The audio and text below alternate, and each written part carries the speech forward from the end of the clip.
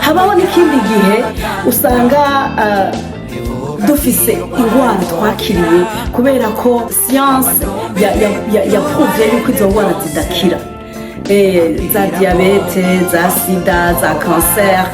Siyanse yaravyerekanye ko zidakira, n'umuganga yarabikubwiye nawe waravyemereye.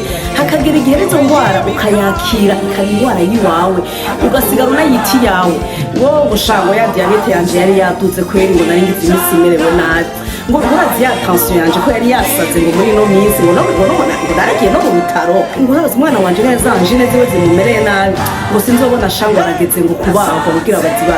Urumva ikintu waramaze kuciapproprier kubera ko bakubwiye ko siyanse yerekanye ko ari ikintu kidakira.